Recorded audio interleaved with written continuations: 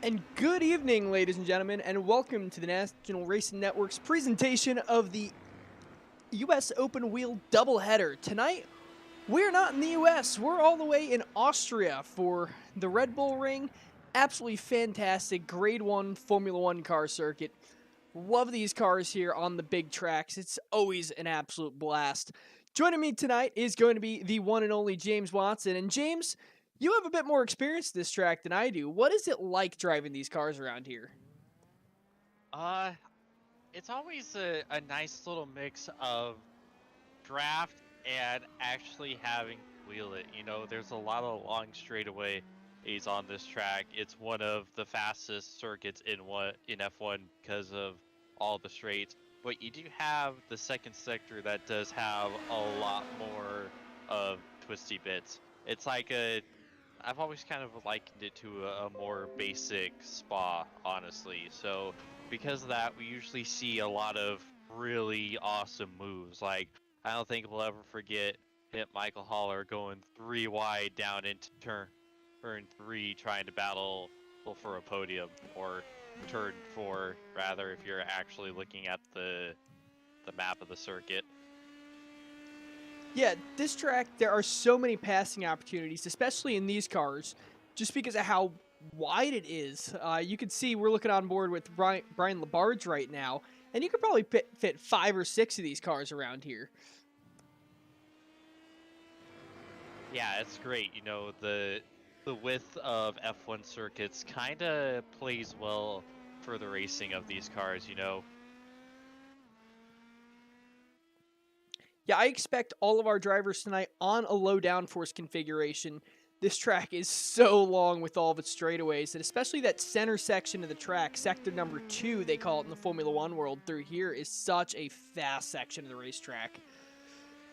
It's only really 1 or 2 slow speed corners. I can only really think of turn number 2 is got to be the slowest corner here, and maybe turn number 1 is the other one that's kind of slow. Everything else is nearly flat out.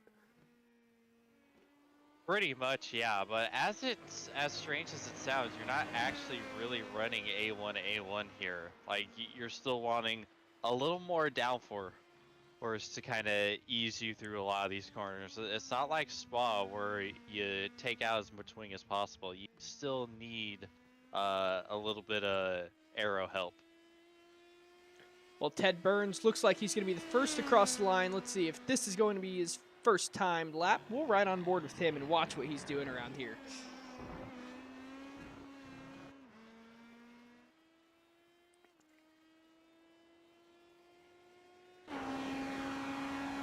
So coming up now through turn number 2. You can see it goes almost straight uphill. It feels a lot like Coda. He's not hitting the brakes till well after the 100 marker. Backing the car all the way down in the first gear, brings it out wide, and another massive straightaway on the run down the turn number 3. You can see trying to just make this straightaway as straight as possible. Again, waiting well past that 100 marker to get in the brakes. F1, I believe, hits the brakes there, and they're going a lot faster. Carter Lundy, new quick time. He said he wasn't going to race tonight, didn't like how smooth the track was, couldn't feel the force feedback. We made fun of him a good deal, and he came out, and now he's the fastest guy by 0.7 of a second so far. He's doing his best Jordan impression, and I took that personally. Ted Burns right now, you can see just how smooth he is and how easy it is to be smooth around this racetrack. Mobin Khan up to the second position. David Bercelli into third. Let's see what Ted Burns can do here. Through the final corner, runs it a little bit wide. Will that invalidate the lap? We'll find out. It does not, but he is going to be 0.4 off of Carter Lundy. Benjamin Barteo in that second position now. We're going to ride on board with Carter Lundy here. You can see just how much harder Lundy is kind of diving into these corners than Ted Burns. He's getting the car a little bit sideways even. A little bit opposite lock in the steering.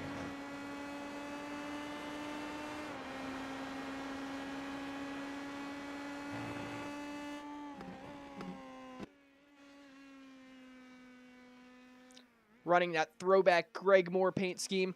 Carter Lundy is from Canada, just like Greg Moore was.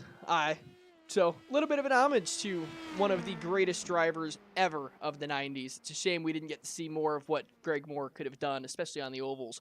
Carter Lundy goes even quicker, though, with the 125.788. So, that's going to put him 0.3 ahead of Nicholas Daly and Benjamin Barteo. 3 minutes remaining in qualifying. Not seeing many other drivers still on track.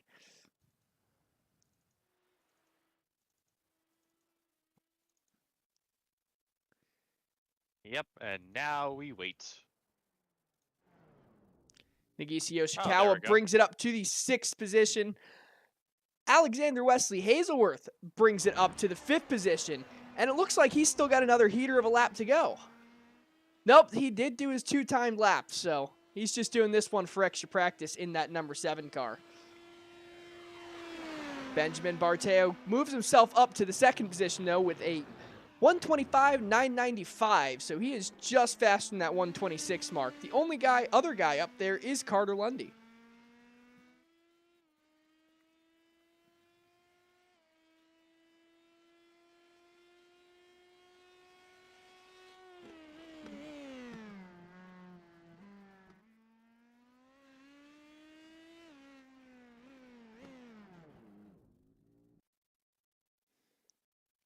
So with 2 minutes remaining in qualifying, that is going to be all we get out of these drivers.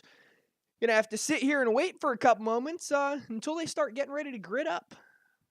West Shire still going to be the only car on track, trying to get just a ton of extra practice in. This is going to be his 4th lap, so obviously not counting here, but... Yeah, Wes is just probably bored. Just enjoying the gracious track limits that he's so complimentary of. Yeah, I believe he's more so enjoying the Austrian scenery behind the track than he is the racetrack. Wes is a noted hater of FIA Grade 1 circuits. He's probably just naming the corners.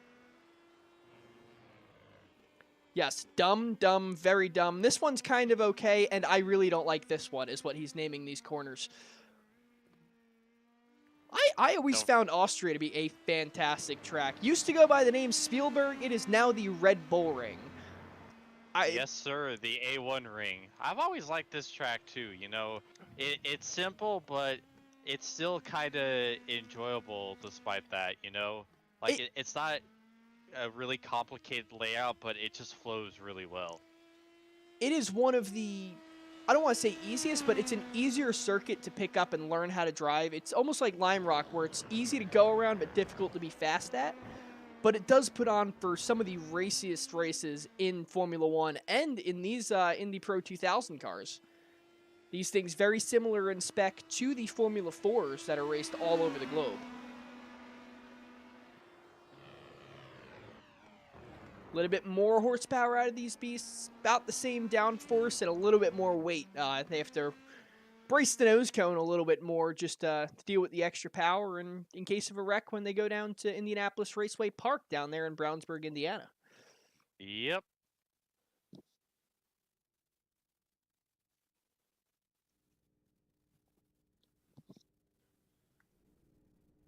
So as the drivers are getting ready to fill up the grid,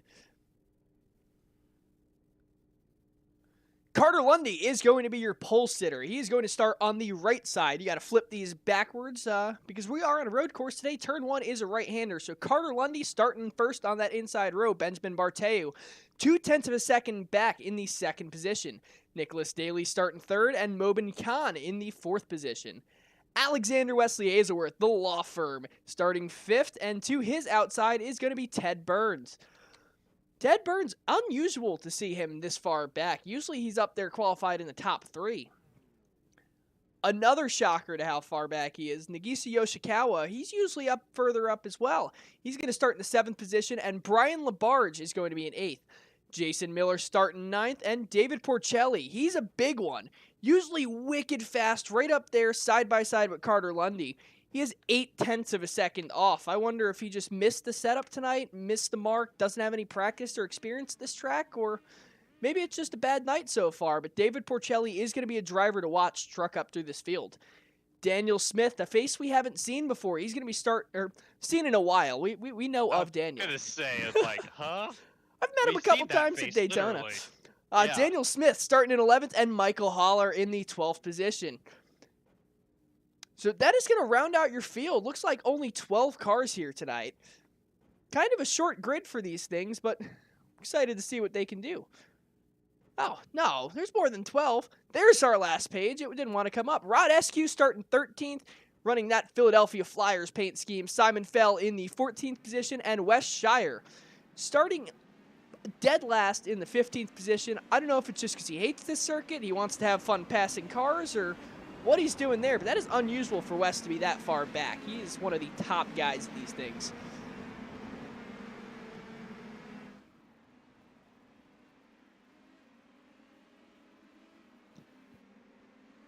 Right as we have the short pace lap, given that this is one of the longer circuits we run. Don't you love how we have the short pace lap here, but not Road America? Yeah, I would like to see a short pace lap at Road America, but they're going to come through the final corner, and we're going to have our eyes on Carter Lundy for this start. He gets a decent jump on the rest of the field.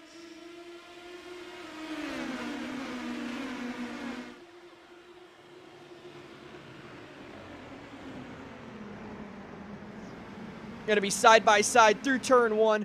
Still too wide coming down the back straightaway, or I guess second straightaway. There's a bunch of them at this track. Benjamin Barteu not giving up an inch just yet. And it looks like Nick Daly is trying to bump draft Carter Lundy. They're going to make it 3 wide going into turn number 2.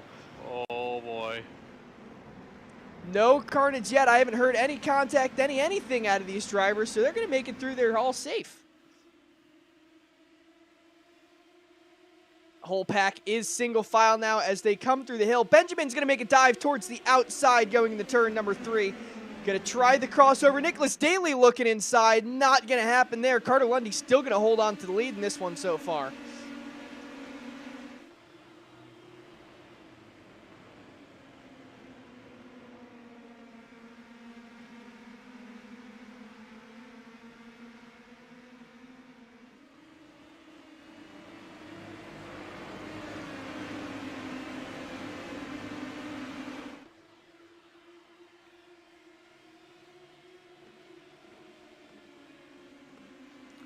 Having a little bit of issues with our timing tower, so ignore the times that are on there for right this second. Carter Lundy still going to retain the lead in this one so far.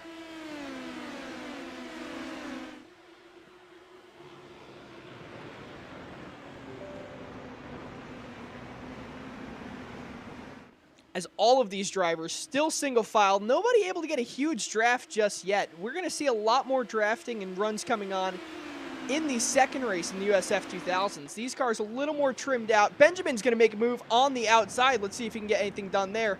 No crossover. Nicholas Daly gets to the inside of him, and there's contact between those two. They get away cleanly, though. Here we go. Now we got the ticker working on lap number 2 so far in this one. Benjamin going to be looking towards the inside now for turn number 3. Will he get anything done this time? He's going to stay side by side with Carter. Carter's going to get the run on the outside, though, and clear him once again. I wonder if he's figured out how to feel the force feedback here, or if we're going to stop making fun of him before the night's over. I don't think we will. Nope.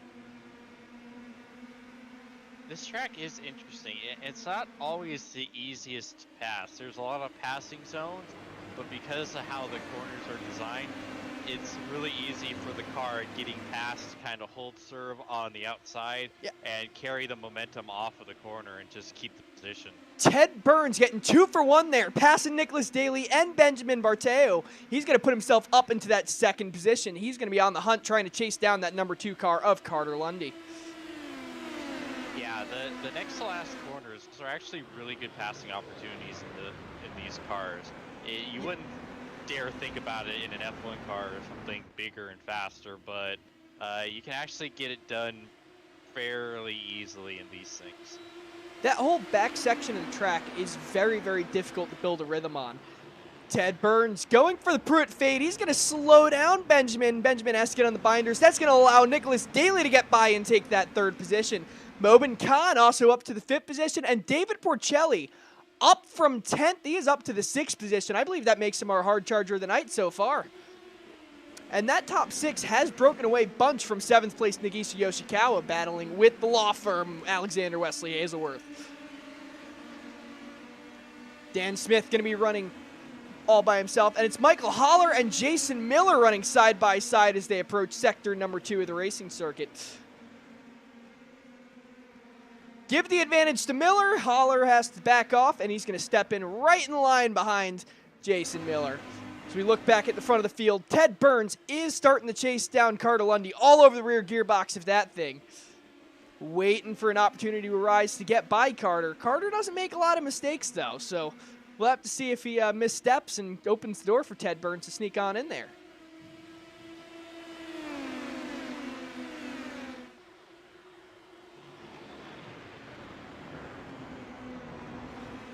Nicholas Daly with the new quick time. He's going to be at a 1:26.207. Still nowhere near our pole time, but that's the fastest we've seen so far in the race tonight. And it's only getting faster, folks. Oh, there's the scent. Ted Burns looks to make the move. Nothing happened there. A little bit of a lockup by Benjamin Barteo. I wonder if he got into the back of that number 1 machine. He's going to be side by side now with Nicholas Daly. He's going to succeed the position to Nick Daly. Nagisa Yoshikawa working his way up through the field. He seems to have caught Alexander Wesley Hazelworth. He's going to try and make the move here in the turn number 3. Nothing happening there, but they're going to be side by side right in front of him.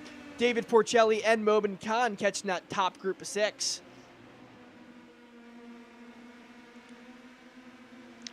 I wonder if Porcelli just had his fast lap in qualifying invalidated, because he's obviously got speed here. He's keeping pace with those top guys, and he's trying to get by the 13 of Mobin Khan and get something done. As Ted Burns flares out to try and make another move, he's going to duck back in behind Carter Lundy. Not going to try anything just yet.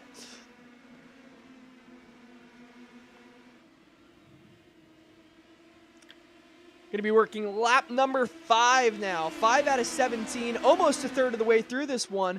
No time to sit around and wait in these Indy Pro 2000 races. You kind of have to be on the button the entire time, and the intensity only goes up when we get to the USF2000 cars, because they're an even shorter race. What are they running, 10, 11 laps? It's a mini race, a sprint at that point. Ted Burns looking to the outside in the turn number 2.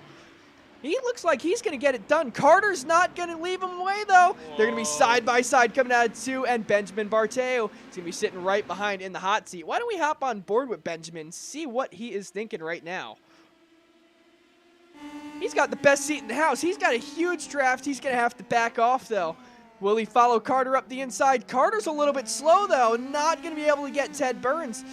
They're still going to be side by side. They're coming through the center section of the racetrack. Carter Lundy looking to get the advantage on the outside. They're running even still. This is like an oval race at this point. I love this section of the racetrack. Benjamin looking to the inside now of Carter Lundy. Lundy able to get off the corner much quicker.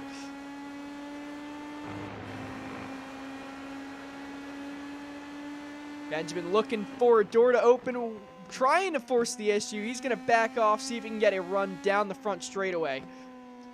He seems to have gotten through the mid-corner there better, capitalizes on exit, and he's going to have the draft. We'll ride on board to turn 1, see if he tries to make a move.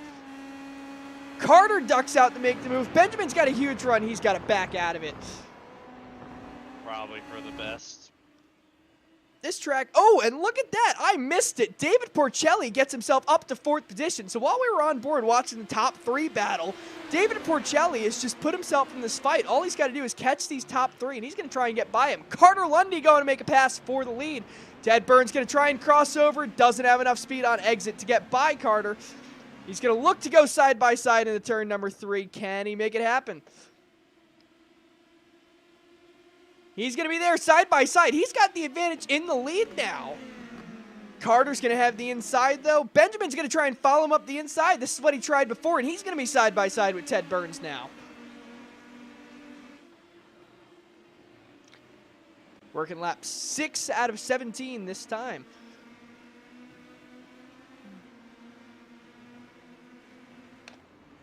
Oh, man, just so close. Yeah, we've got probably the widest track these guys race at, and they choose to go for the same piece of real estate, lap in and lap out.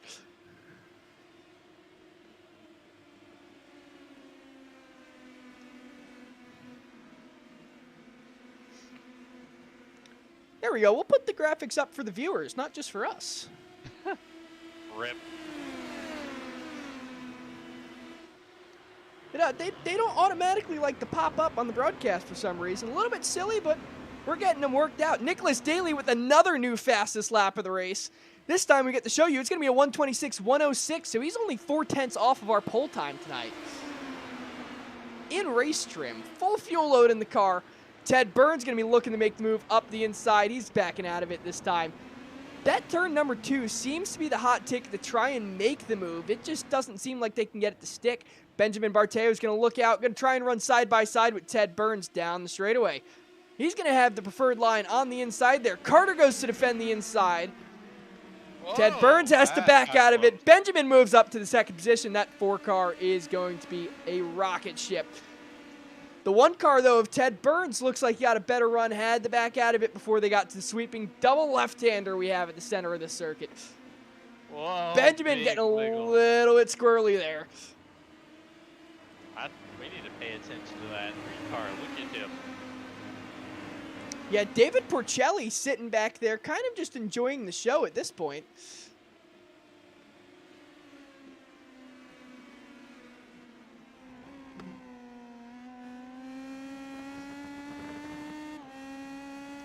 I love the digital camo on this car. That is so cool. Right. It's awesome. It's like your TV screen went out. Whoa, look at Ted. Just a casual drift through turn 1. Yeah, No just biggie. full send. Didn't even lose any ground. Riding on board with David Porcelli. Carter, whoa, huge on the brakes from everyone. You had to see David Porcelli take evasive action. Ted Burns gets the move on Carter. He's going to be slow. I believe these guys are going to be 3 wide now coming down the front straightaway. I think you're right. Or, excuse me, back straightaway. Carter backs out wisely. Ooh. Carter Lundy getting shuffled back now to the 4th position, and that puts Alexander Wesley Hazelworth in draft range and striking distance to Carter. I wonder if he's starting to lose force feedback on that thing, or his hands are just going numb from not shaking over all the bumps. I think he's just resting, letting the rest of the guys ahead of him just battle amongst each other and try to pick up pieces afterwards. No Chris Graham tonight, but we'll still call him out anyway. Back in Christopher Graham's day, we got into discussion over the lack of force feedback here because there's no bumps. We were discussing how Chris used to play Indy 500 The Simulation, the first ever sim racing game. And you would use the arrow keys for gas and brake, and you'd turn left and right with just the arrow keys. And the force feedback was Dad coming up to the computer chair, smacking you across the back of the head, telling you you're late for dinner. Carter Lundy now, he's spoiled. He gets to play this as a kid. Got the whole steering wheel, force feedback, pedal setup. I don't think he's ever steered with an arrow key in his life. Ted Burns getting into the right rear of the number 3 of David Porcelli as Porcelli tries to chase down race leader Benjamin Barteo. They are dangerously close to losing the draft. Ooh. Over halfway in this one. And yeah, Benjamin out to a 2nd and a quarter lead, so I think they're getting really close to losing the draft. But if they can stay packed up and not fight, they can definitely catch back up down the straightaways. Yeah, it's going to take a lot of agreements and a Herculean effort. So much for them. Yeah, these 2nd, 3rd, and 4th place cars, they like to battle week in, week out. And frankly, I don't think either of them want to lose to any of them. So that might be their downfall, and they might let Benjamin run away with this one.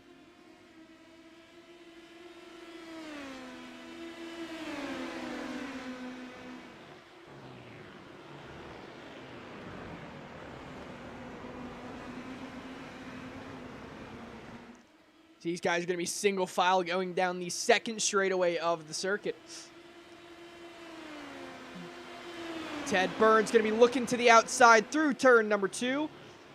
Into the braking zone. Ted Burns gets on him later. David Porcelli able to stick with it. Carter Lundy making a move, looking for it, but doesn't find anything there. Gonna have to dig a little bit deeper if you want to strike oil.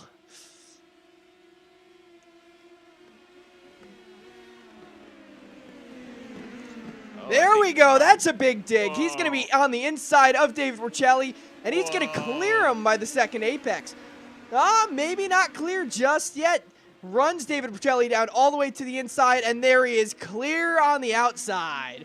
Carter Lundy up to the third position now. He's got to chase down Ted Burns and then have to pick up, find 2 seconds, let alone pick it up on Benjamin Barteo.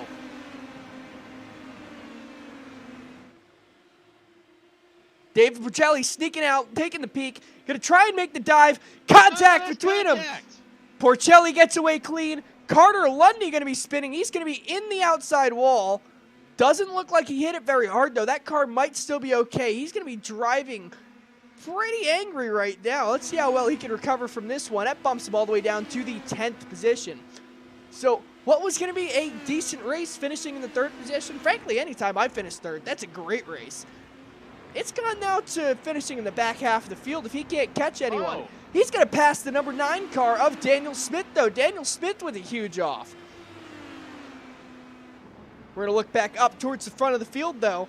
Ted Burns still a 2.5 seconds behind Benjamin Barteo. David Porcelli 3.5 seconds back, and he's going to have Nagisa Yoshikawa all in his rearview mirrors. Nagisa wants that 3rd position.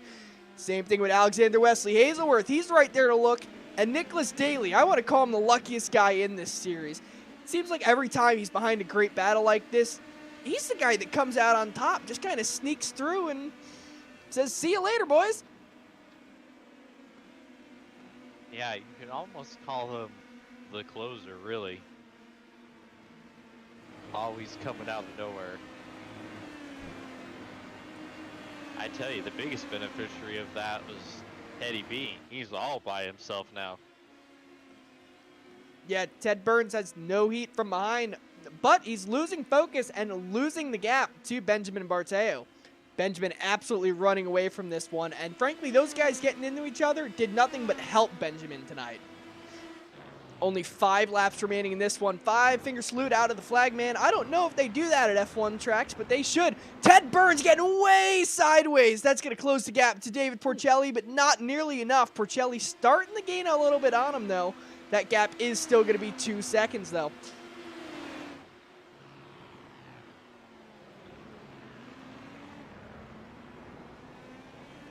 Were you able to get a replay of that incident between David and Carter? Unfortunately not. I see. No replays on the Bizzle machine, unfortunately. You do have to wait for Chris Graham for that one. But we do save these if you want to rewind the YouTube and check it out again.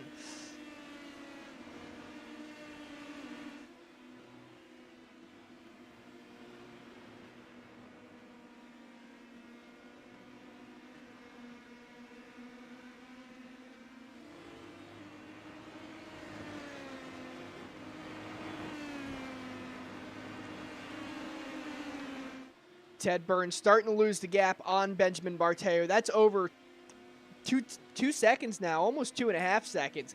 So we're going to walk back to David Porcelli. He's still got an eye full of Nagisa Yoshikawa. Yoshikawa trying to fill up those mirrors as best as he can. We'll ride on board with Nicholas Daly back here and see exactly what he's seeing out of this group in front of him. Benjamin Barteo goes out there with the fastest lap. He's only going to be 3/10 off our pole time now. You can barely see the leader all the way up there going through the left-hander up the 2nd straightaway of this racetrack. You can see he's already in the braking zone and turning before these guys even get anywhere near the braking zone. Hazelworth goes for a huge dive. He's going to get the move done. Oh, not just yet, but he's going to be side by side now with Nagisa Yoshikawa. Yeah, Yosh with the good drive off the corner. Or they're still going to be side by side. Let's see what the judge thinks of the law firm. Nicholas Daly looking to capitalize. He's going to be side by side with Nagisa Yoshikawa now as Hazelworth gets the position. He's going to try and go 2 for 1 now, see if he can get it done on the outside. Oh, he's going to close the door on Yoshikawa. He's clear. Ooh. Can he cut to the inside of the 7 car? Oh, almost contact there. Barely scraping the diffuser of the number 7 of Hazelworth. So they try and chase down Porcelli. Hazelworth's going to go for the defensive move to the inside. Will he move back out to the outside? Almost contact. Daly has to slam on the binders. Oh, Daly wants it, but the law firm is saying objection. Yes, sir.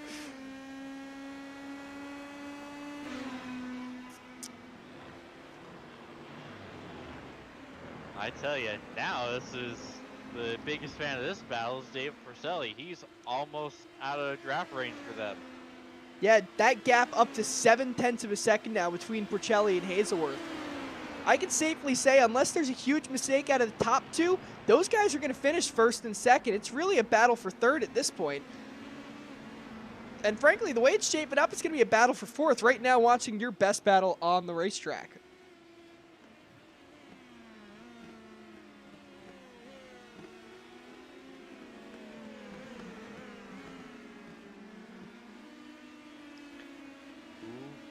Hazelworth getting a little bit sideways, a little bit wide.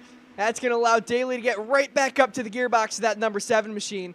Not able to make anything happen just yet, but he's going to be there if Daly opens that door up.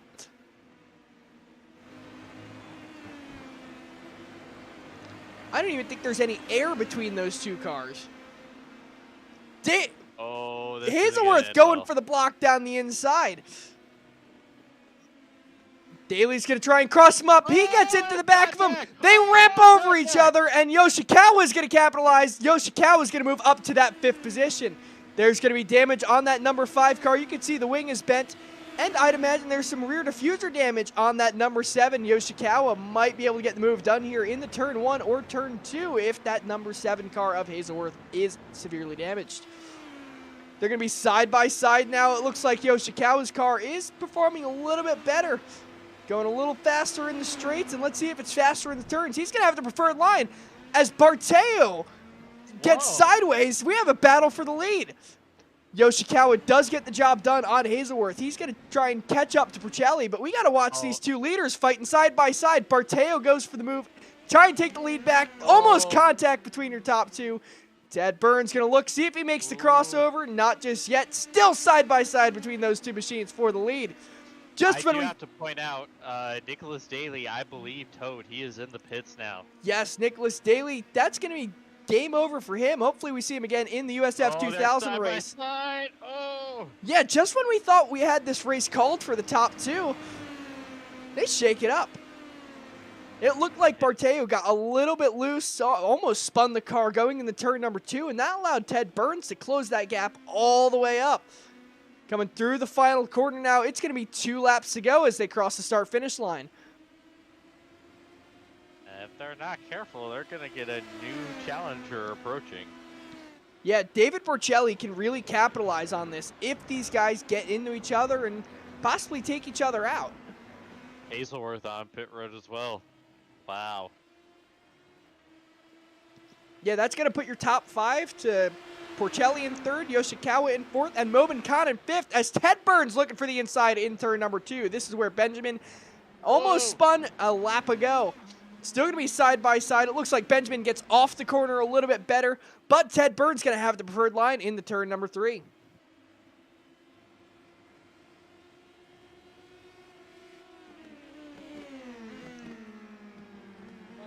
Ted Burns, does he clear him? He does. New race leader, Ted Burns in that number 1 car, showing why he gets to drive around with that number 1 on that machine.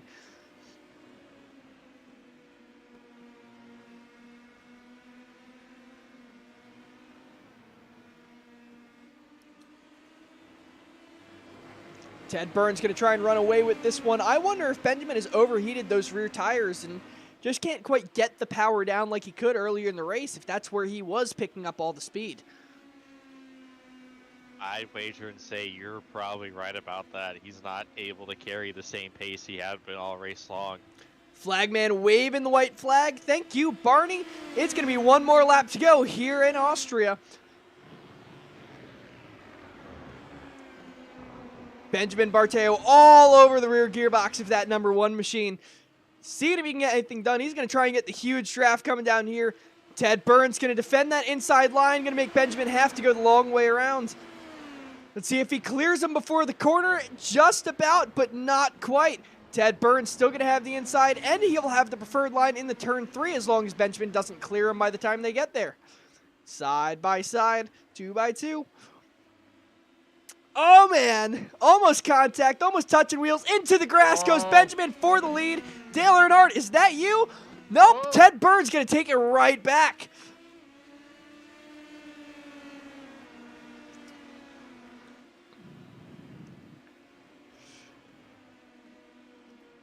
Benjamin trying to do this one for Dale, it looks like. Trying to go through the grass, trying to get through, we'll call him Bill Elliott up there in that number 1 car. Ted Burns starting to run away with it, though. They're in Sector 3 of the circuit. Not many chances left for Benjamin to try and take the lead back. Through the right-hander. Coming into the final corner. This is Benjamin's last shot. Does he dive for it? No, he doesn't. And it looks like he gets off the corner better, but it's not going to matter. Ted Burns going to be first across the line, winning tonight in the U.S. Open Wheel doubleheader race number 1. Benjamin Barteo finishing in the 2nd position, a quarter of a second back, almost side by side across the line. David Bercelli going to come home 3rd, Yoshikawa 4th, and Mobin Khan 5th.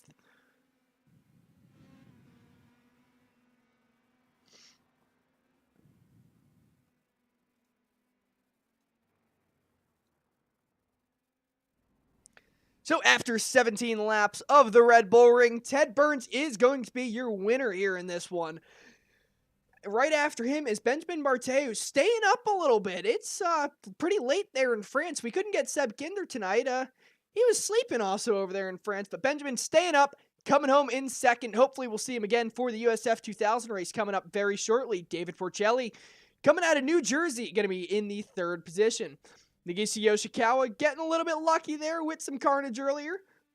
Making it through nice and clean. He's going to come home in the 4th position. Mobin Khan 5th. Michael Haller 6th. Carter Lundy recovering a little bit, makes it up to the 7th position. Daniel Smith finishing in 8th. Rod Eskew 9th. Brian Labarge 10th. In the 11th position is going to be Simon Fell, tuning in all the way from the West Coast. Wes Shire from the East Coast. Out of New York, he's going to finish in the 12th position. Jason Miller finishing 13th. Alexander Wesley Hazelworth and Nicholas Daly rounding out your field, unfortunately, with contact with only 2 laps to go. That was a pretty fantastic show. I can't say I've ever seen one with that much drama here at a Grade 1 circuit. We don't normally get that. I don't know. Usually when we do run these Grade 1 circuits with the big straightaways and the big speed, we do get a lot of chaos. Well, yeah, but Road America's not a Grade 1 circuit. True, but Spa is. It's Spa. It's a track in Belgium, not far from Austria. I guess if you're from stateside, it's not far. If you're over there in Europe, it's a couple countries away. Then you got to drive through France. It's a pain. But for the interviews tonight, we are going to have Ted Burns and David Bercelli. No Benjamin not tuning in for the interview, but hopefully we get to see him put on another show. So first up, we will bring in our 3rd place finisher. It is going to be David Bercelli, and you had to watch an absolutely fantastic battle going on in front of you. What was going through your head watching these guys fight like that? Oh, I mean, honestly, I was just elated that I made it from 10th to 3rd and that, like, there was a half a chance that they might fight enough that I could actually battle for the lead. So I'm just really happy I was able to get back up on the podium after that atrocious qualifying effort. And, by that point, I was just like, oh, look at them race. Like, maybe they'll crash, maybe I'll catch them. We'll see what happens. But by that point, I was comfortable in 3rd and glad to take on the points. Yeah, definitely earning the Hard Charger Award tonight. Unfortunately, you don't win anything from it, but we do get to brag about it a little bit. So, did you have any trouble running through the field? It looked like you got up to that 3rd position pretty quickly. Yeah, I didn't have much trouble. You know, the field is very clean. We raced well. Carter looked like he got some damage, which allowed me to get alongside him, and we had our contact there. I don't know if you saw it on the broadcast. Yes, we did see a little bit of contact with Carter Lundy. You sent them all the way back to your starting position in that 10th spot. Hey man, you got to move up, you know. So, Yeah, at it least I didn't did look that. And malicious. actually, no, I do win something from this. It's not a drop week for me, right? So like, that's really, really important in terms of the championship. Yeah, absolutely. If you're going for the full championship, you need to get a lot more nights like this where you just finish up there. You don't have to win them all, but you definitely can't drop them all either.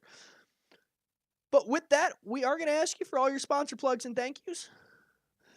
Yeah, absolutely. Shout out to Satellite Racing, Team Watson Racing. Thanks to Racecraft One Indianapolis. Hi to the family. And thanks to National Racing Network for putting on an awesome broadcast every week. Can't wait to go back and watch it. And I hope to see you guys in about 40 minutes. Hell yeah. Well, thanks for joining us for this one, and thank you for giving us one hell of a show to watch, and hopefully we're talking to you again soon. Thanks, man. See you next. And now it's time to talk to our race winner, Ted Burns. It looked for a bit there like Benjamin was running away from this one, but then he got a little bit squirrely hairy in turn number 2, and you caught right back up, turned the heat up, and got him. That was a fantastic show, man. How'd you do it? I mean, definitely got a bit lucky there with that mistake out of him. I don't know if he was feeling the pressure or what, but you know, I know Benjamin. I've raced him for a long time back over in the 3.5 series, and you know, he's a tough competitor. So I knew he'd be up there at the front with us, and we just got a little discombobbled, Carter, David, and I, and we let him get the gap on us, and I knew it was going to be tough to try and reel him in. I started putting in some fast laps, but made a couple mistakes and didn't want to throw away the second, so I just kind of resigned myself to that. And then he had that half spin, and I was like, all right, game on now, and so I caught right up to him, and I knew he was running a little bit less downforce than me, so he'd have it on the straights. But I knew after that mistake I could easily outbrake him because I think he was lacking some confidence in the brake zone after that. So dialed a little bit of bias into it and just drove it in deep and was able to come out with the win. Hell yeah, yeah. It looked like as long as you were defending the inside, he can get almost all the way in front of him, but every time you went through the corners, you would come out on top. Fantastic showing tonight. And, anyone you'd like to thank for this one? Yeah, got to thank Downforce Racing, especially Nick. He went out and did a bunch of laps earlier this week, you know, with one of my old setups. So, you know, props to him for helping us out and getting us up to speed because I think he was quick enough to be on the podium. Just some bad luck there. Yeah, so thanks to the team for that. Thanks to you guys for putting on an awesome broadcast. Can't wait to go back and watch it, and everyone for coming out and racing the series, making it so much fun. Hell yeah. Well, thank you for giving us one hell of a show, and hopefully we're speaking to you again in just a short little bit. Sure. Hope to see you again. So, James, what did you think of that race? Because frankly, I'm speechless. That was awesome. Oh my god, it was incredible.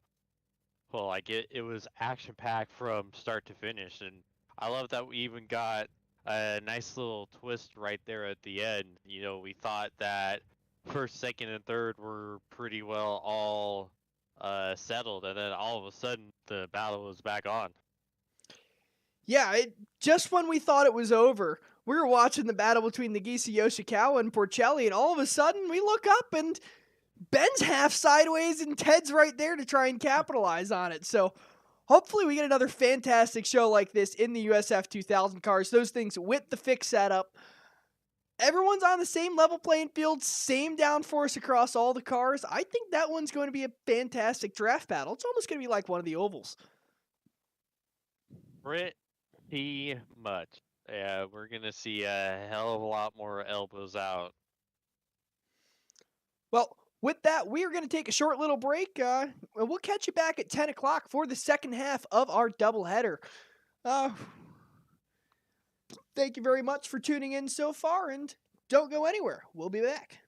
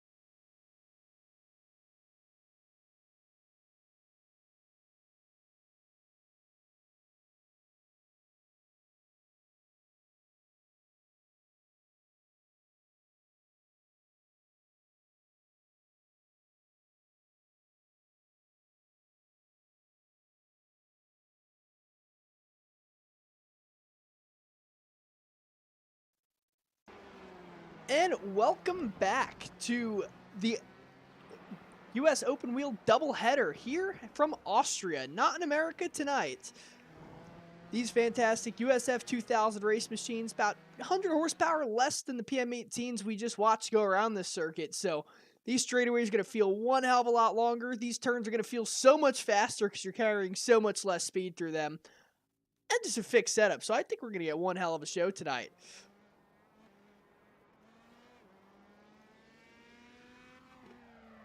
Yeah, I think it's going to be interesting. There's a whole lot of names that we're not exactly familiar with, including a new #1 over Teddy B.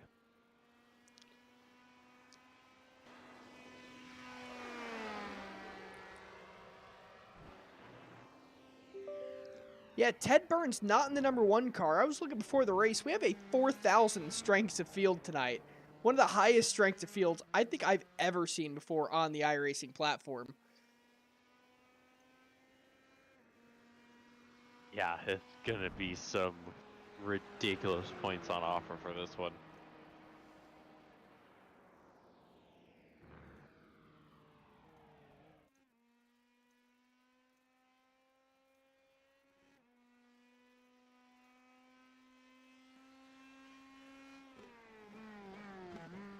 As Matt Carana, I'm not sure I am saying that right, but he is going to be our 1 car tonight. Never heard of him before. He is a new guy to this series, but obviously he's got to be pretty fast in that GoPro #1 car if he's carrying that #1. If you're unfamiliar with the iRacing platform, the #1 car is given to the highest iRating driver in the field, and it goes down from there. So Ted Burns in that #2 is going to be the 2nd highest iRating driver in this field. And I believe Ted Burns is up there in the 6,000, so he's pretty high. Even Carter Lundy, last I checked, he was like mid to high 6,000s. So, fantastically strong strength of field tonight. Yeah, I look forward to seeing the 250 points going to the race winner. Yeah, that's another big thing. With the 4,000 strength field, the points on offer tonight are going to be huge. So, this is one where if I'm a Carter Lundy or I'm a Ted Burns or a David Porcelli running for this championship, I think I'd rather finish 3rd than have to finish all the way back there and take a drop week tonight. Really going to have to be thinking with our heads, but on the flip side, I really want to win this one. It's going to be a ton of points. So there's 2 sides to the coin. Either go out there, balls to the wall and get the win, or sit back, relax, and be happy with 3rd. As we watch with the #3 car of Carter Lundy, not running our Greg Moore throwback in the USF2000 car, running his more traditional black and white USF2000. I believe he's run this car now 2-3 seasons. I believe so, yeah. I believe it's time we get some fresh colors on that thing, don't you think? I agree. You should get him in some of your colors. If only. Carter Lundy coming around to take the first time on the board with a 132.070. Freddie Ingram going to be 2nd quick at a 132.514. There we go. Rod Eskew gets the first time to one, though, at a 133.275. So, curious why Carter's didn't load in. I wonder if that was just his outlap. If he gets a 132.070 as his outlap, I'm afraid to see what he's going to get for a pole time. Nicholas Daly at a 132.563. He's going to be your new quick time. Ted Burns going to be right behind with a 132.740. Just about a 10th back.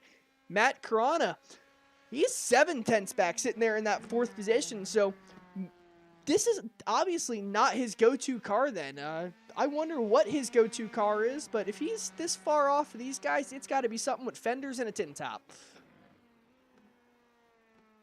Pretty much.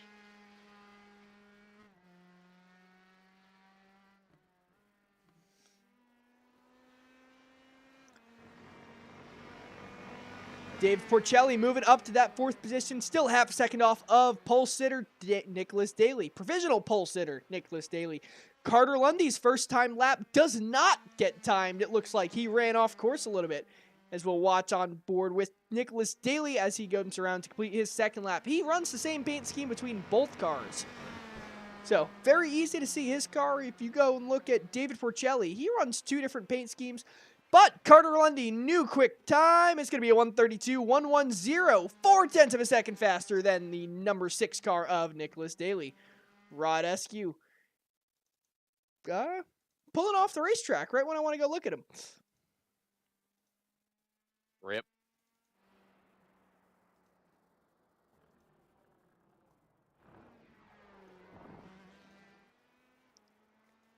What's funny is he appeared back on track right as I heard a firework go off outside my house. That was mildly amusing. Yeah, I forgot. For most of Ohio, for this weekend, it is legal to shoot off fireworks. Legal to do it the rest of the year, but you can do it this weekend. It's not quite the weekend yet, though, so some people are having a little fun jumping the gun. Just not surprising if you're a resident.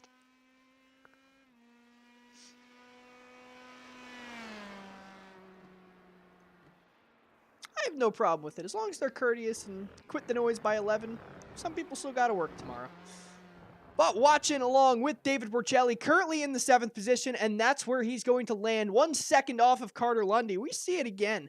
Not doing too great in qualifying here, but he made it up to 3rd last time. I'm wondering to see if he can do it again this time. Matt Carana in that number 1 car. Kind of odd seeing him that far back. Usually your number 1 car doesn't qualify outside the top 5, so this is definitely not his go-to car, not his kind of race. Maybe he's just a Red Bull Ring junkie. There's Nürburgring junkies, so there's got to be Red Bull Ring junkies, right? Apparently, according to our pseudo in-race reporter, Brian Labarge, Matt Caruna spends a lot of his time in the F4 car. Huh. That is interesting. I wonder then why he's so far off the pace in these things. Not that he's off the pace. I mean, he's right there behind David Porcelli, so he might be another guy who's not very good at qualifying, but fantastic at racing. The F4 car, very similar chassis to these cars. When they come out of the factory at Tatus, they're the same car. When they bring them here stateside, that's when they get modified, get the new wings put on them, get the new engines put in them, and get that front end reinforced a little bit. So they start as the same thing. They don't drive too far off from each other. So maybe just missed the mark here tonight. And this is a very hard track to qualify for. You can use a lot of the racetrack. That is what Wes Shire was complaining about before the previous races. He doesn't like that you're able to bring the car way past the white line in a bunch of the corner exits. And that's what separates the top guys from the guys further back, is knowing exactly how much extra room you could take before it gives you that 1x and invalidates the lap. Yeah, and plus, you know, we've said it multiple occasions, the front tires on these cars take a long time to get up to temp, so you're dealing with a lot of understeer until they're in the proper operating temperature. So I don't have a whole lot of experience in the F4. I'm talking out of my ass on this one, which is what I normally do anyways, but Yeah. I to me it's always felt like the F4 is a lot more rear happy on cold tires. Yes, 2 different tires going on these cars. I am not sure the tires that the Formula 4 cars use, but here in the USF2000 series, they do use Cooper tires.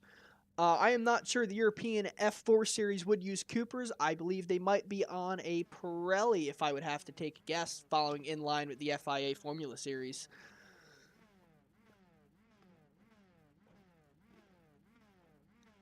So, on your poll, we'll get it all pulled up here for you. On the pole is going to be Carter Lundy once again with a 132.110. He's things about a second slower around this circuit than the PM18s. To his outside is going to be Nicholas Daly. Ted Burns going to be starting inside row number 2, and Rod Eskew on the 4th position.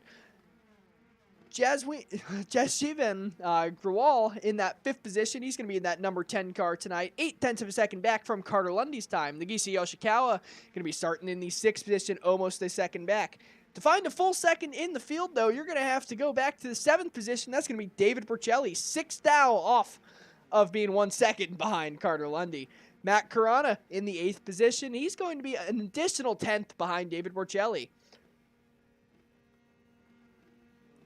Sebastian Rosinski. I am butchering all these names tonight. Sorry, guys. He's starting in the 9th position. Mike Holler in that 10th spot. Jason Miller 11th, and Powell Kuzmarek in the 12th position. Starting all the way on the final row is going to be Freddie Ingram and Nico Boris. Oh, I am not Chris Graham. I am not good at Eastern European names.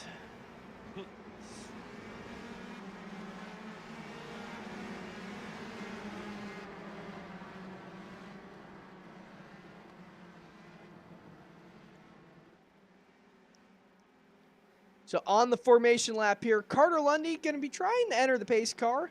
Not quite there, but usually we watch him trying to see the interior shot of that pace car. But the pace car is in. These guys kind of losing some time to the pace car, but it is going to be Carter Lundy getting the jump down the front straightaway. Green flag is out in the air. Only 10 laps around here in the USF2000 cars. Carter Lundy going to be single file. It's going to be Ted Burns taking over the 2nd spot, and Nicholas Daly coming in 3rd out of turn 1. The number 14 car of Nico Boris does run wide, but no other casualties through the first corner of this circuit. How did they make it through that? I thought there were 4 wide at the apex. Very carefully made it through it. Ted Burns not going for a big dive. Nicholas Daly wanting some redemption. He's going to be right there on the rear gearbox of Ted Burns coming down the 3rd straightaway of this circuit.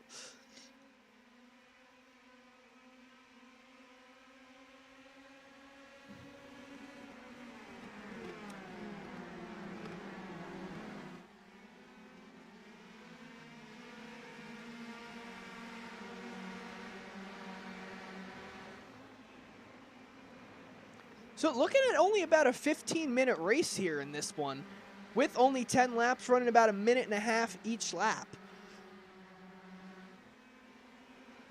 Yeah, that makes sense. You know, before they switched to actual laps in the last season or two, it was always straight up 15-minute races. So it makes sense that they're still keeping with that format. I think for in a roundabout way, getting and go turnkey fixed setup car like this, 15 to 20 minute races is perfect. You can go out there, practice just a little bit, go out there and race. If you don't finish well, it's only 15 minutes of your time, and with being such a short race, the pressure is on from the drop of the green flag. You don't have to worry about strategy or anything, just hit the gas pedal and go. These are some of my favorite cars to race because of that. Matt Carana all the way up to the 5th position already, and he's going to try and make the move and get 4th from Rod Eskew. Still side-by-side back there, almost making contact. Looks like that number 1 car of Matt Carana is going to get that 4th position. Rod Eskew in the Flyers car. I feel like a traitor saying that. Gonna have to slide in right behind the number 1.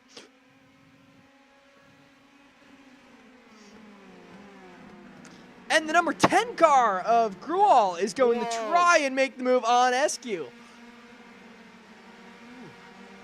They're going to be side-by-side back there for that 5th position. And it looks like David Porcelli wants a piece of that battle. Porcelli not able to climb up through this field nearly as quickly as he did in the last one. And he's starting to watch Carter Lundy pull away. If he wants any hope at winning this thing, he's got to get on the power now and try and get by these guys. Yeah, it's weird to see him start so far in the back of the pack in consecutive races. It's so uncharacteristic.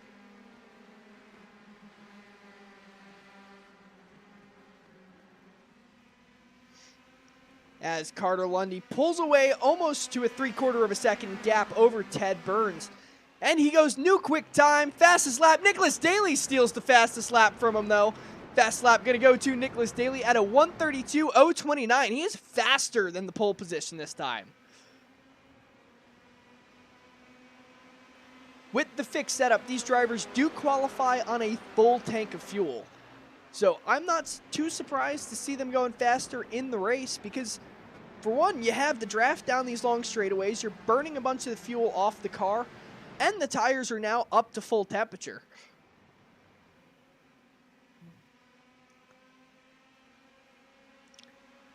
The top 8 look like they have started the breakaway from the rest of the field. Got some side-by-side action going on further back. They single file it out, though, as soon as I pan the camera over to him.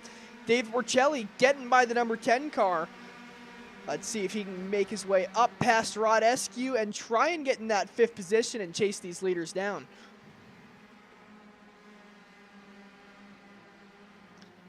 As we have the number 1 of Matt Carana doing some landscaping through the sand trap there. Not sure if you think he's... Yeah. He's doing about as good as I do when I play golf. Wait, you mean you're not supposed to put it in the sand? Then what's it there for?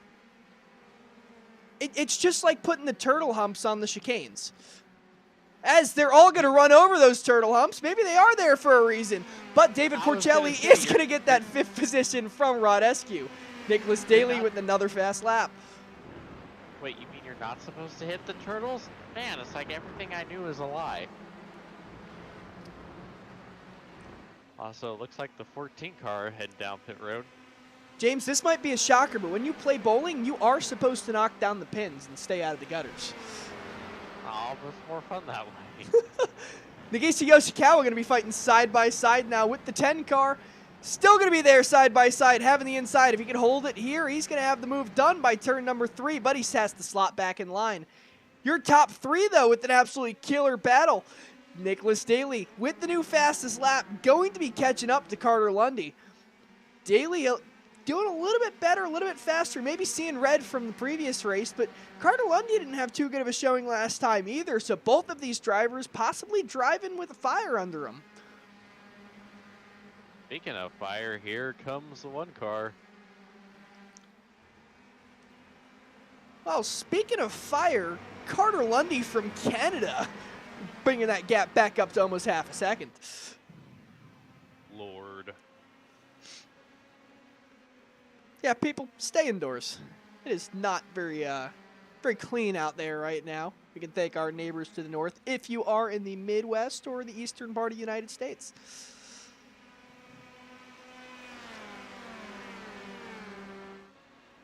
We wish all those affected by the wildfires well. Hopefully everything is going all right. Everyone's safe. Houses can be rebuilt. People cannot. But we do have a race going on our hands here in Austria.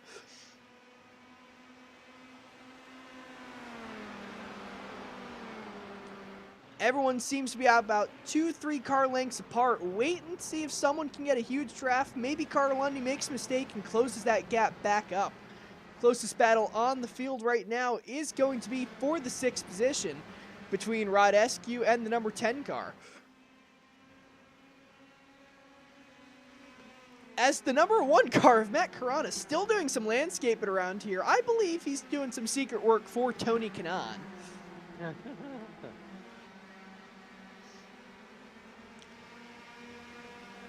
Well, whatever he's doing, it seems to be working.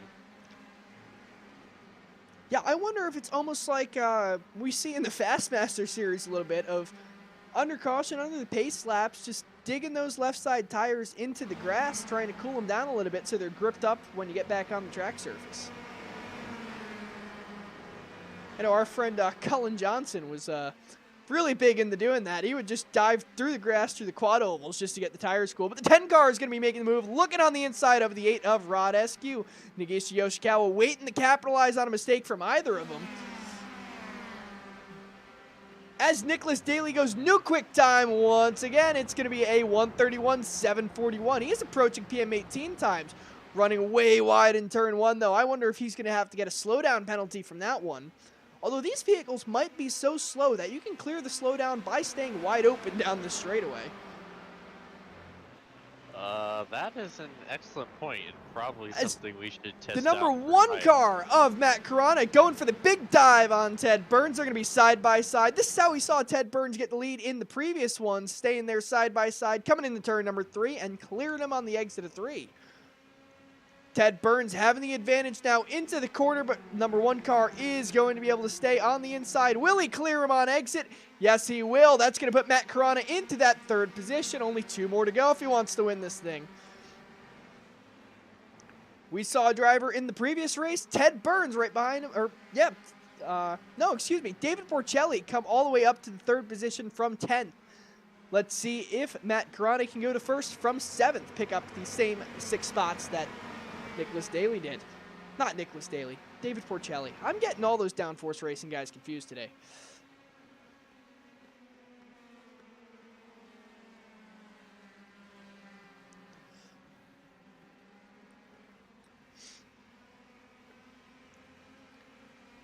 Top 4 have broken away, though, from David Porcelli. That's going to be 5 seconds between these 4 cars and Porcelli in the 5th position. Only 3 laps to go in this one. 4 laps to go. I am not good at numbers today. But I can tell you that number 6 car in the 2nd position is trying to close the gap on Carter Lundy as they're going to come up to turn number 2. Lundy's going to defend to the inside. Nicholas Daly going to try and get it done on the outside. Can he hold it there? Almost contact. He gets shoved wide, and that's going to allow Matt Carana to get side by side. He's going to reclaim that 2nd position. Nicholas Daly going to have to do some work now if he wants to get out of 3rd. And Ted Burns looking to capitalize now on teammate Nicholas Daly. Daly assisted him in getting the win in the previous race, but no setup help tonight in the fixed setups for the 2nd round of the doubleheader.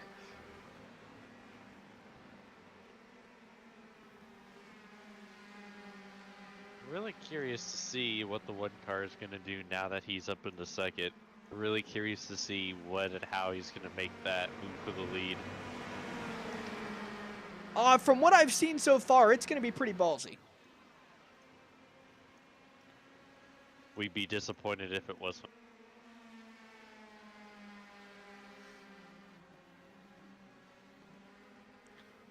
Only 1 car out of the race, and that's going to be the number 14 car of Nico Boris. Michael Holler, final car on the lead lap. So that's 13 out of the 14 cars still on the lead lap, and he's only 21 seconds back, so no risk of going a lap down in this one.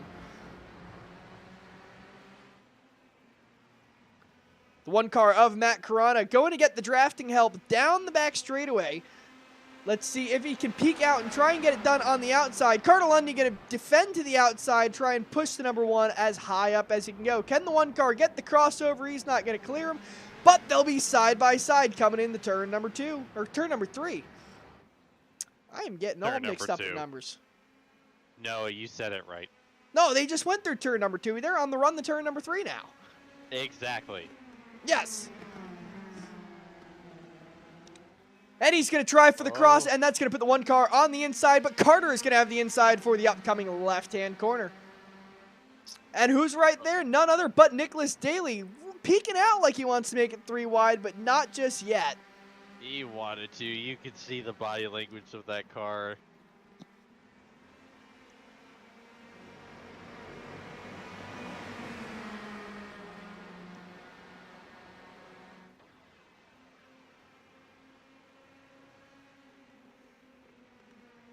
That number 1 car of Matt Carana all over the rear gearbox, filling up the mirrors of Carter Lundy. Why don't we ride on board with him and see where he makes the move? He swings out wide to defend Nicholas Daly. Daly is going to have the inside line coming in the turn number 1. And is Ted Burns going to try and shove it up the middle and capitalize? No, Ted Burns has to get on the brakes, can't get inside soon enough. It's going to be Lundy, Daly, and Matt Carana for your top 3 with only 2 laps remaining in this one. That number 1 car looking really impatient, wants to get back up to the 2nd position. He thinks he can challenge the number 3 car of Carter Lundy. Going to have to fight with Ted Burns, though. Ted Burns going to try and peek out, try and get the inside into the run for turn number 3. Not going to happen, though. The 1 car able to swing down, take the defensive line. He's going to have to defend and lose the draft from these top 2, though, if he wants to stay in front of Ted Burns. Almost contact between those 2 cars. They're banging tires, banging wheels. Everyone seems to be okay. Ted Burns took and make the move up the inside. They're going to be side by side now. No, they're not. Burns looking all over the place. He he better be careful. Ted has no problems getting the elbows out if he needs to.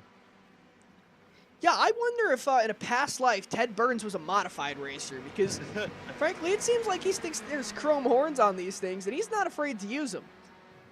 I would love to see Teddy in a modified, honestly.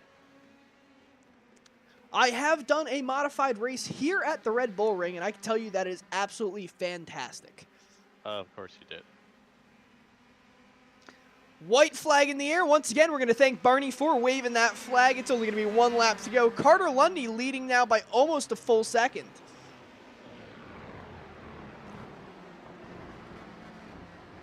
These three cars behind him, though, are what we're going to keep our eyes on. See if there's any wild move from the number 1 of Matt Carana. He's going to look for the outside into turn number 2. Whoa, David Porcelli in the pits. And Matt Carana going to get that second position. He doesn't have many opportunities left to even catch Carter Lundy, let alone get by him. It's going to take a big mistake out of that number 3 car. Ted Burns looking on the inside of Nicholas Daly. They're going to be side by side now, trailing the top 2. Ted Burns lets Daly keep the spot, but Daly is doing some landscaping. That's going to put Ted Burns right up in that 3rd position. Daly going to be too far back to get anything done. It looks like he's going to finish 4th tonight unless something crazy happens between these top 3. Matt Carana already picked off a 1/10 of a second off Lundy, but I don't think it's going to be anywhere near enough as Carter Lundy coming through into sector number 3. I believe only 2 more right-hand corners left in this circuit before he can take home the checkered flag. All he's got to do is keep it between the white painted lines, through the final corner. Not going to call it just yet, but you see Barney on the left there. He's going to be waving that checkered flag, and it's going to be Carter Lundy who takes it home. Matt Carana coming home in 2nd, and Ted Burns finishing in the 3rd position. Nicholas Daly comes home in 4th. Rod Eskew, 10 car of Grual, and Nagisa Yoshikawa finishing 5th, 6th, and 7th. Freddie Ingram stopping just across the line. He's going to finish 8th. Jason Miller, as we watch him finish in the 9th position. Sebastian W. finishing in the 10th position. Paul Kuzmarek trying to get the move done, coming across the line, but he falls just a hair short. He's going to finish in 11th. Michael Holler coming home 12th. David Porcelli in 13th position. Unfortunately, we don't know what happened to him, but not a fantastic night for him in the USF2000 race. Not a washout, though. He did finish 3rd tonight in the PM18 race. And Nico Boris going to finish out your field in the 14th position. So, as we get our drivers ready for interviews, we'll give you the race results on your screen. You can see all the gaps, how far back everyone finished.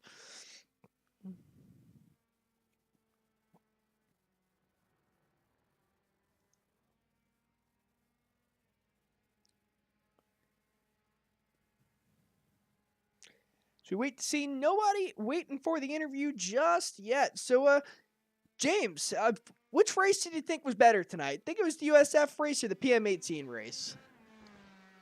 I'm gonna say the PM18 just because I mentioned it at the end of that broadcast, but like I enjoyed the twist ending we got, not expecting to get a race for the win, you know, thinking that Benjamin had it won, and then all of a sudden an unexpected mistake leads to a nice little battle at the end when Ted taking a bit of a surprise win. Yeah, that one was definitely a huge twist, crazy finish. I think the USF2000 race, though, I love that the anticipation, all the intensity, everyone seemed like they had a fire under their ass, frankly. It was freaking awesome, the entire race, swapping positions back and forth. Frankly, I think the USF is a better race car, but definitely think we got a better show tonight out of the PM18s. I think that's a fair point to end on. Waiting to see, don't see anyone coming into the broadcast booth just yet. I want to talk to these guys. Carter Lundy, I know he's in here. Ted Burns, he's definitely in here. So, wonder where they're at tonight, hiding from us. I guess they don't want to talk twice. That's fair. I wouldn't want to talk to us either.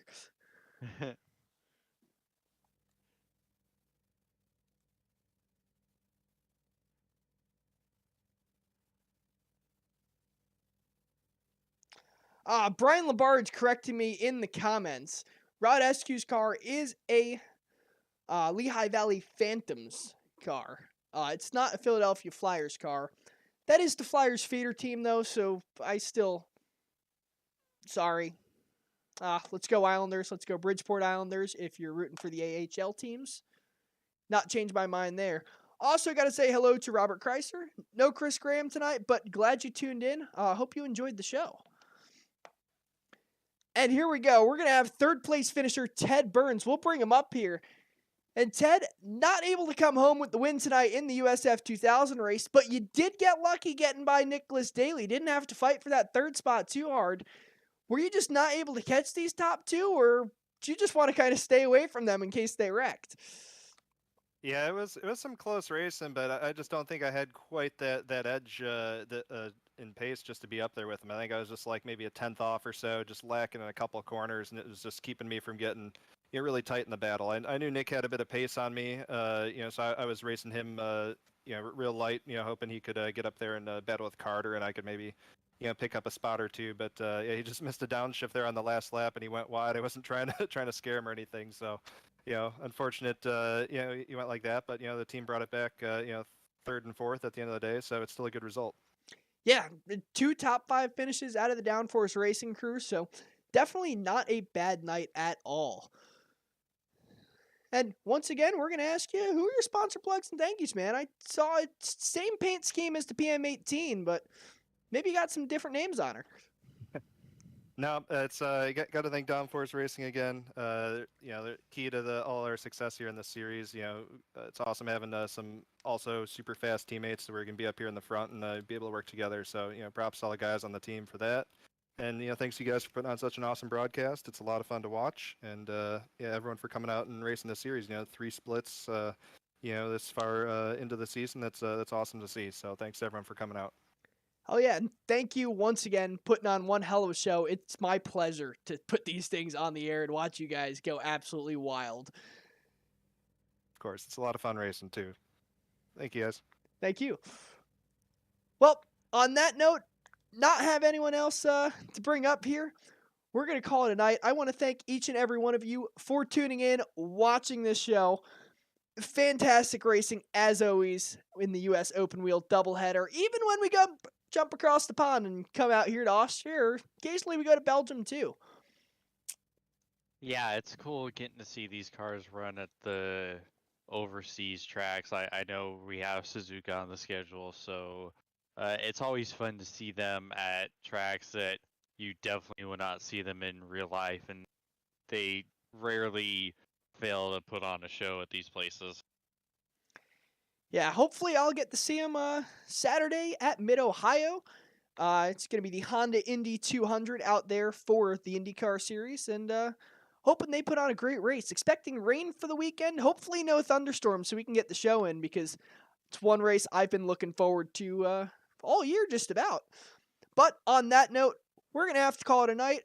From James Watson, myself, and everyone else at National Race Network who makes these shows possible, and of course you, the viewer, thank you. Have a great night, everyone.